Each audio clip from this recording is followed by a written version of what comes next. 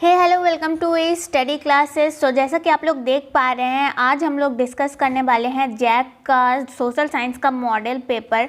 तो हमने जैक का जो है साइंस का और मैथ का मॉडल पेपर का सॉल्यूशन देख लिया है। तो अगर आप लोगों ने वो वीडियो नहीं देखा है तो डिस्क्रिप्शन में लिंक मिल जाएगा, वो वीडियो देख लेना।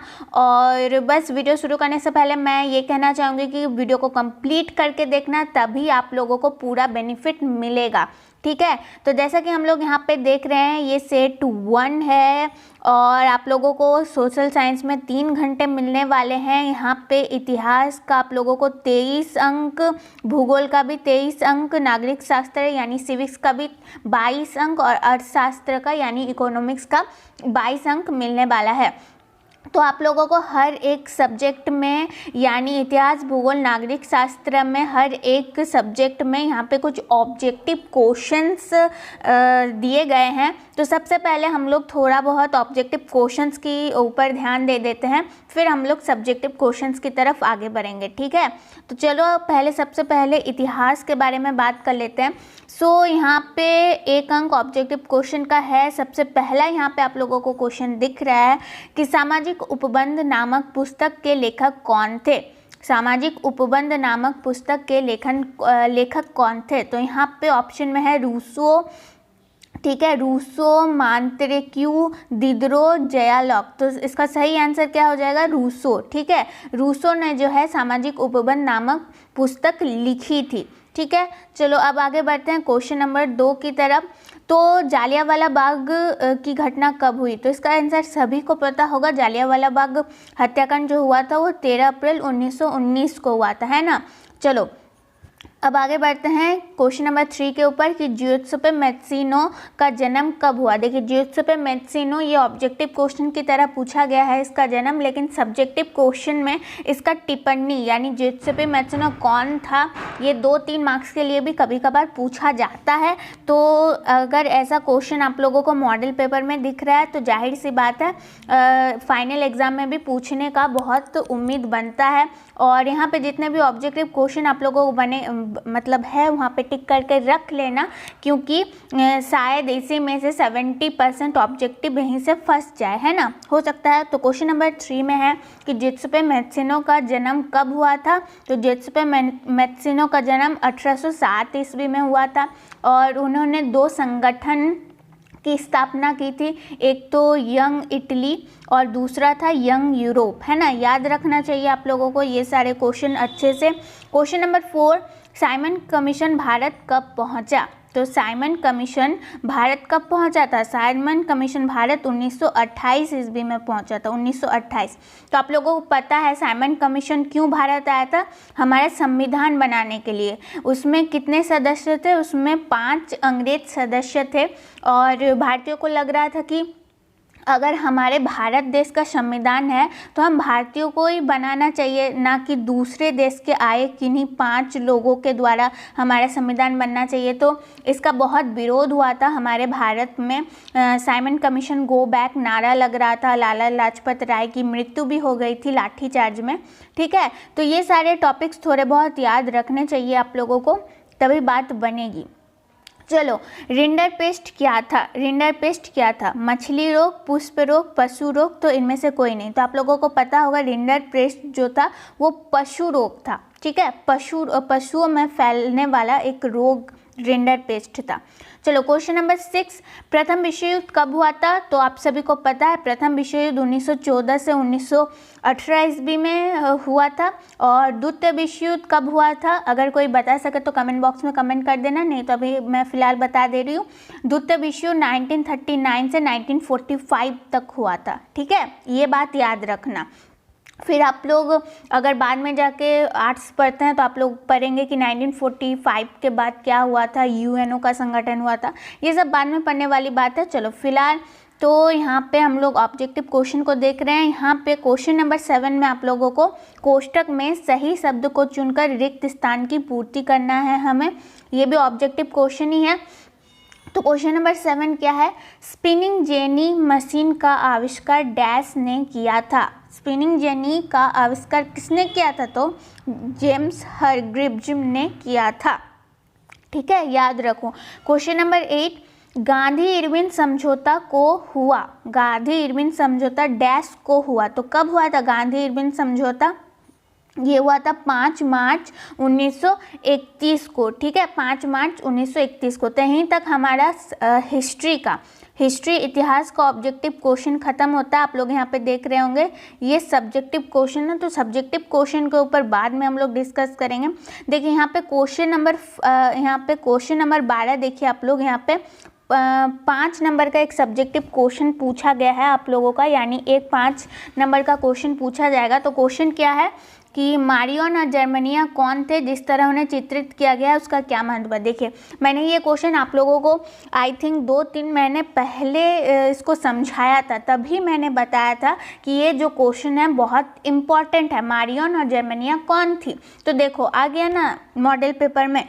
तो जो मैं आप लोगों को नोट्स देती हूँ और जो कहती हूँ कि भाई ये क्वेश्चन इम्पॉर्टेंट है, तो उसको लाइटली मत लिया करो, वो सच में इम्पॉर्टेंट होती है, इसीलिए मैं बताती हूँ कि भाई ये क्वेश्चन इम्पॉर्टेंट है। तो मैंने आप लोगों को नोट्स भी लिखा दिए थे कि मारियन और जर्मनिया कौन थी और जिस तरह उन्हें चित्रित किया गया उसका क्या महत्व है। तो अगर डिस्क्रिप्शन में लिंक मिल जाएगा, नोट बना लेना, ठीक है, इस क्वेश्चन का। जाहिर सी बात है पूछ भी सकता है, और यहाँ और में भी एक क्वेश्चन है, तो इन दोनों क्वेश्चन में से शायद एक पूछ भी ले। तो दूसरा क्वेश्चन यहाँ पे है, 19वीं सदी के यूरोप में कुछ उद्योगपति मशीनों के बजाय हाथ से काम करने वाले श्रमिकों को प्राथमिकता क्यों देते थे। चलो इसको भी मैं समझा दूंगी, ठीक है, नोट सहित। इसके लिए 4-5 मिनट का एक वीडियो बना दूंगी। चलो क्वेश्चन नंबर 13, ये 2 मार्क्स के लिए है। यहाँ पे बना हुआ है मानचित्र, और आप लोगों को दर्शाना है अफ्रीका कहाँ है, सूरत का है। सूरत बंदरगाह क्या आप लोगों ने पढ़ा होगा सूरत बंदरगाह के बारे में, है ना। चलो अब आगे बढ़ते हैं।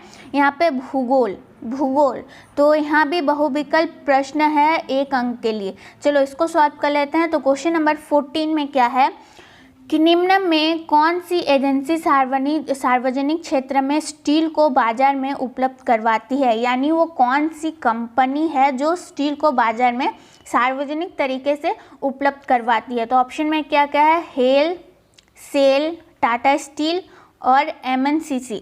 तो सार्वजनिक क्षेत्र में कौन उपलब्ध करवाता है, तो सार्वजनिक क्षेत्र में उपलब्ध करवाने वाली एजेंसी का नाम है सेल, ठीक है।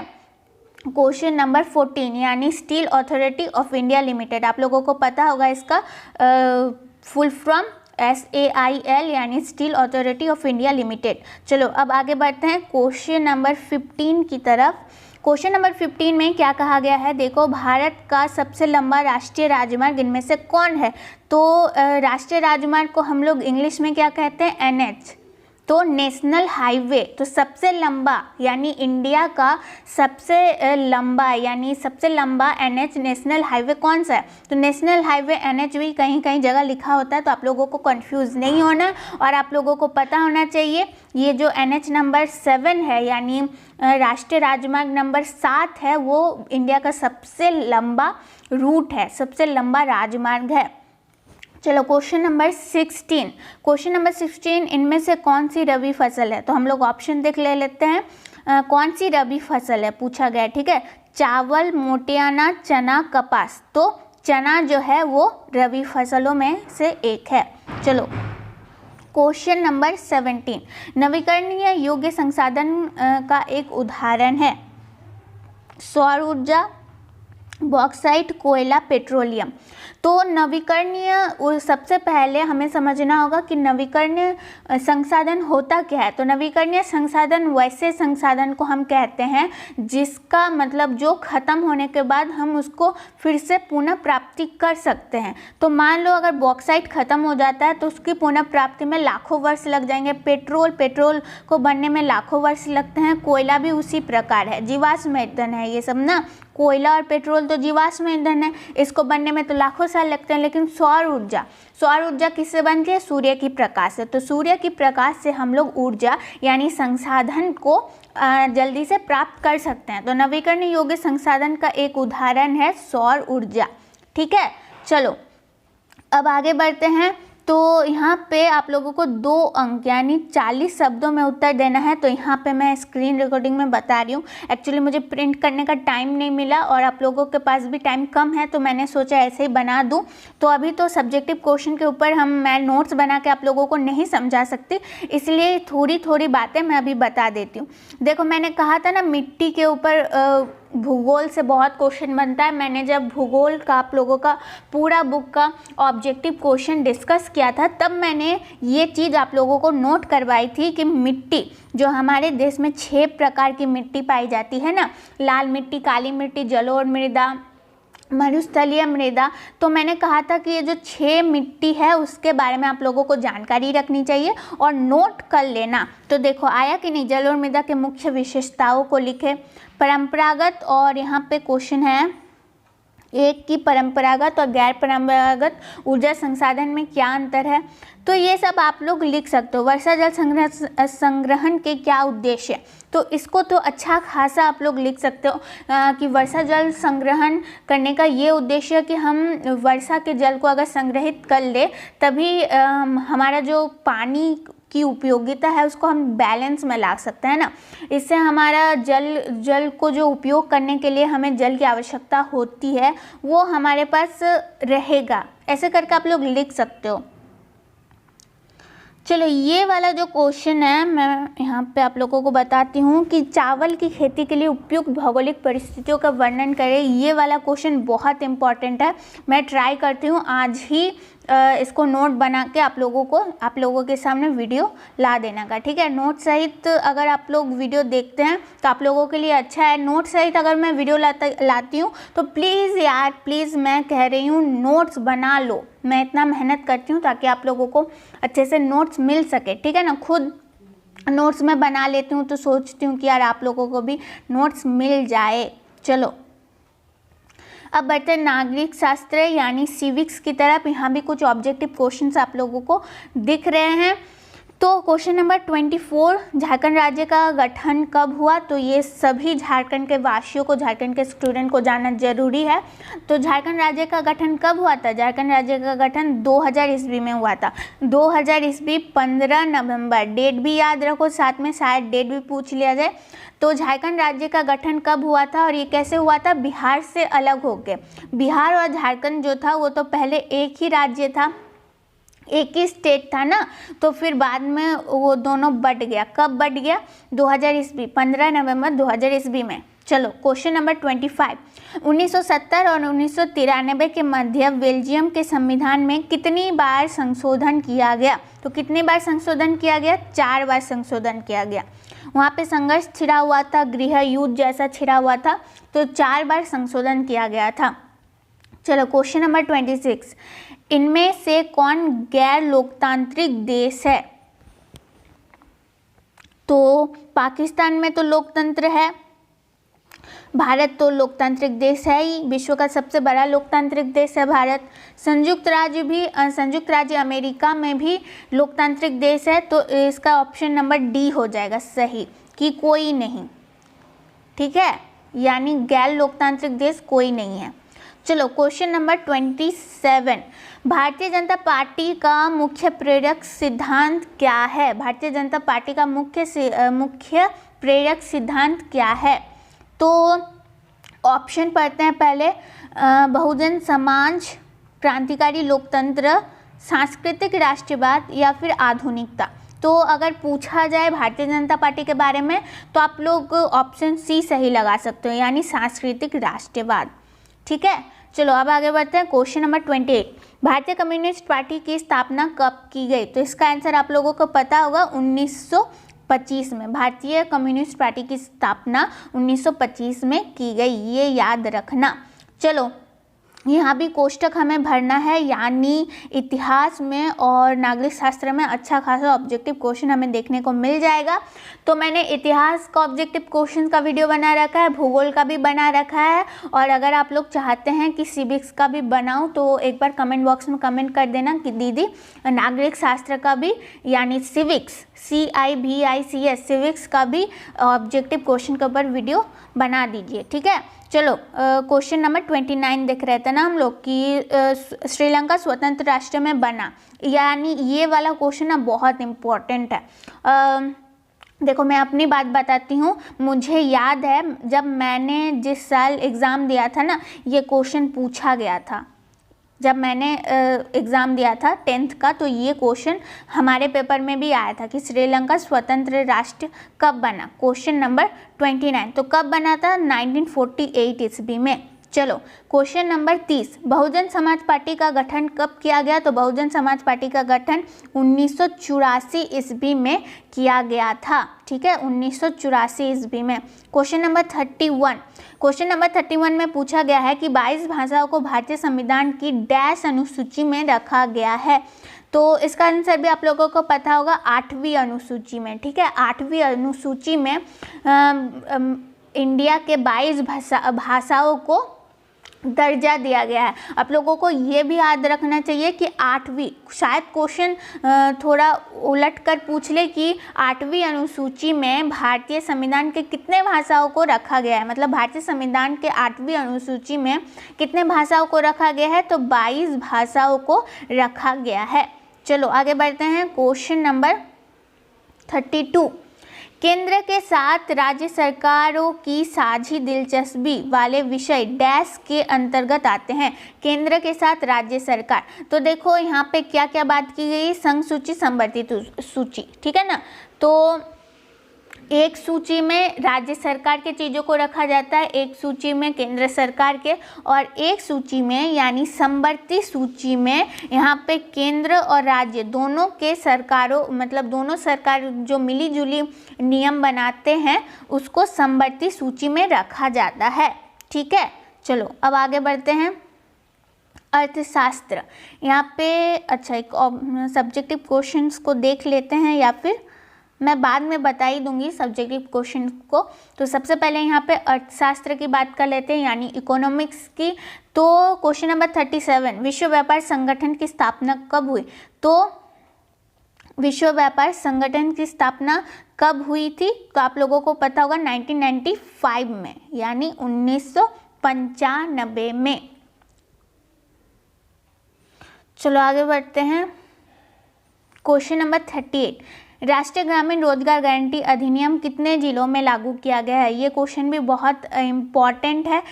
तो राष्ट्रीय ग्रामीण रोजगार गारंटी अधिनियम, इस अधिनियम के तहत क्या होता है कि कुछ लोगों को, मतलब जो लोग बेरोजगार हैं उन्हें कुछ दिनों के लिए, मतलब साल में कुछ कुछ दिनों के लिए उन सरकार की तरफ से रोजगार दिया जाता है, जिसको हम आम भाषा में नरेगा कहते हैं। नरेगा के बारे में आप लोगों को पता ही होगा, तो उसका ही यहाँ पे नाम दिया गया है राष्ट्रीय ग्रामीण रोजगार गारंटी अधिनियम।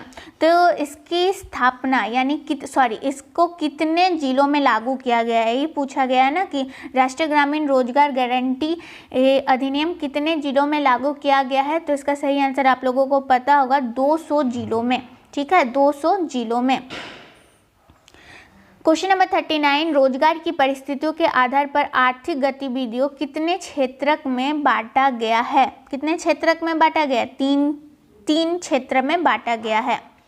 चलो क्वेश्चन नंबर 40, नई आर्थिक नीति कब बनाई गई थी? तो नई आर्थिक नीति यानी जो न्यू इकोनॉमी पॉलिसी है उसको कब बनाया गया था? तो 1991 यानी 1991 ईस्वी में बनाया गया था। चलो जीडीपी, क्वेश्चन नंबर 41 यानी जीडीपी सकल घरेलू उत्पादन। ठीक है, याद रखो सकल घरेलू उत्पादन को ही जीडीपी कहते हैं। जीडीपी के पदों में वर्ष 2003 में तृतीय क्षेत्र की हिस्सेदारी कितनी है? तृतीय क्षेत्र, प्राथमिक क्षेत्र में क्या आता है? कृषि आता है। द्वितीय क्षेत्र में औद्योगिक क्षेत्र आता है। तृतीय क्षेत्र में सेवा क्षेत्र आता है। ठीक है, तो सेवा क्षेत्र की कितनी साझेदारी या फिर कितनी हिस्सेदारी रही है 2003 के जीडीपी में? तो इसका सही आंसर हो जाएगा 50 से 60%, यानी ज़्यादातर हिस्सेदारी तृतीय क्षेत्र की रही है, ये हमें समझ में आता है। चलो क्वेश्चन नंबर 42, वैश्वीकरण ने जीवन स्तर के सुधार में सहायता पहुंचाई है। ठीक है, क्या समझाया गया है यहाँ पे कि क्वेश्चन नंबर 42 में वैश्वीकरण ने जीवन स्तर के सुधार में सहायता पहुंचाई है। सभी लोगों के, विकसित देशों के श्रमिकों के, विकासशील देशों के श्रमिकों के, उपयुक्त में से कोई नहीं। तो इसका सही आंसर हो जाएगा कि विकसित देशों के श्रमिकों के। ठीक है। क्वेश्चन नंबर 43, डैश क्षेत्र के अधिकांश श्रमिकों को रोजगार सुरक्षा प्राप्त होती है। क्वेश्चन नंबर 43, तो इसका सही आंसर क्या हो जाएगा? संगठित। संगठित क्षेत्र के अधिकांश श्रमिकों को रोजगार की सुरक्षा प्राप्त होती है। क्वेश्चन नंबर 44, विश्व व्यापार संगठन यानी WTO को ही विश्व व्यापार संगठन कहते हैं ना, वर्ल्ड ट्रेड ऑर्गेनाइजेशन। तो विश्व व्यापार संगठन डैश देशों की पहल पर शुरू हुआ था। तो देखिए WTO यानी वर्ल्ड ट्रेड ऑर्गेनाइजेशन विकसित देशों के, मतलब जब विकसित थे, जैसे ब्रिटेन, उस समय कौन कौन विकसित था? ब्रिटेन, अमेरिका, रूस, फ्रांस, ये जो यूरोप के कंट्री थे और अमेरिका के कंट्री थे, ये तभी बहुत विकसित थे।